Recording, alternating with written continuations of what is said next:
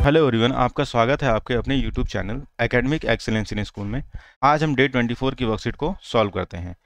6, 5, 9, 8 का विस्तारित रूप लिखिए। एक्चुअली ये पॉइंट नहीं होगा, यहाँ पे होगा 6, 5, 9, 8। इसका विस्तारित रूप हमने पहले भी लिखा था, तो जल्दी से इसका विस्तारित रूप लिखते हैं। ये है 6000 प्लस 500 प्लस 90 प्लस 8। इसका हमें स्थानीय मान लिखना है। 6 का स्थानीय मान यहाँ पे 6 है, इकाई दहाई स्थान पे है, दहाई पे है तो हमें 10 से गुणा करके लिखना होगा, 60 हो जाएगा।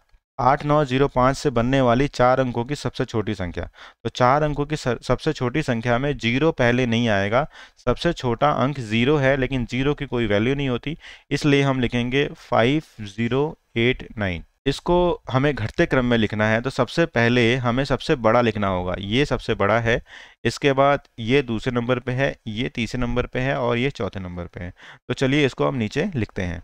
पैटर्न को समझकर अगली संख्या लिखें। इस पैटर्न को हमें समझना है और अगली संख्या लिखनी है। तो 344 में 1 जोड़ने पे 385 हो रहा है। ऐसे ही 1 के बाद 3 जोड़ने पे 388 हो रहा है। 3 के बाद यहाँ पर 5 जोड़ने पर हो रहा है, यहाँ पर 7 जोड़ने पर हो रहा है, तो आगे 9 जोड़ने पर अगली संख्या आएगी। इसका पैटर्न है कि आप जो है 1, 3, 5, 7, 9 यानी विषम संख्याओं को और नंबर्स को इसके साथ जोड़ रहे हैं, तो यहाँ आ जाएगा 409। 51 भाज्य संख्या है या अभाज्य या कंपोजिट नंबर, क्योंकि 51 में अगर हम 3 से भाग करें तो ये कंप्लीटली 3 से भाग हो जाता है। सभी पूर्ण संख्याएं होल नंबर, प्राकृतिक संख्याएं नेचुरल नंबर भी होती हैं। सभी पूर्ण संख्याएं यानी होल नंबर प्राकृतिक संख्याएं नहीं होती हैं, इसलिए यह कथन गलत है, क्योंकि होल नंबर में 0 आता है जबकि नेचुरल नंबर में 0 नहीं आता। 5223 में क्या जोड़ें कि 9102 आ जाए। तो मैं क्या करता हूँ, 9102 में से 5223 को घटाता हूँ, तो मेरे पास जो संख्या आएगी ये होगी 3879।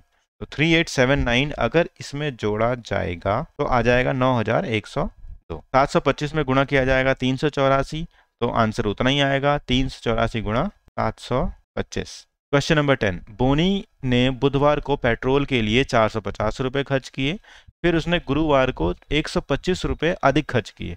देखिए, वेडनेसडे को उसने खर्च किए 450 रुपये, गुरुवार को इस 450 में भी उसने 125 और खर्च किए। 450 में 125 मिलाकर खर्च किए, तो कुल पैसे कितने खर्च किए? कुल पैसे उसने खर्च किए, पहले लगाए 450, फिर 450 और 125 और अधिक, तो ये टोटल मिला के हो जा रहा है आपके पास 1025 रुपये। अगला सवाल करते हैं। रोहन के पास जितने रुपए हैं उससे 3 गुना से 75 अधिक सोहन के पास है। तो मैं यहाँ लिखता हूँ रोहन के पास x रुपए हैं, तो सोहन के पास 3 गुना से 75 ज़्यादा, यानी रोहन से 3 गुना किया और फिर 75 ज़्यादा सोहन के पास है। इनके पास जो पैसे हैं सोहन के पास वो 450 रुपये हैं, तो यहाँ पर 3x प्लस 75 का जो मान है वो है 450 रुपये। तो रोहन के पास कितने रुपए होंगे, इसको हम सॉल्व करेंगे तो यह आ जाएगा 3x जो होगा वो 450 माइनस 75, तो यहाँ पर x जो होगा वो 450 माइनस 75 करेंगे तो ये आ जाएगा 375/3 और ये होगा 125 रुपये। रोहन के पास 125 रुपये होंगे, 125 रुपये। तो चलिए अगला सवाल करते हैं। हामिद और आमिर के पास कुल मिलाकर 9436 सेब हैं। यदि हामिद के पास आमिर से 88 सेब कम है तो बताएं कि दोनों के पास कितने कितने सेब हैं। तो मैं आपसे कह रहा हूं कि आमिर के पास मान लेते हैं कि x सेब हैं, तो हामिद के पास इससे 88 कम है, 88 कम है। दोनों के पास अगर मिलाया जाए यानी x प्लस x माइनस 88 किया जाए तो ये हो रहा है 9436। इसको जल्दी से हल करते हैं। ये 2x is equal to 9436 plus 88, x is equal to 9436 plus 88 करेंगे तो ये हो जाएगा 9524/2। 9524/2 हो जाएगा 4762 डिवाइड करने के बाद।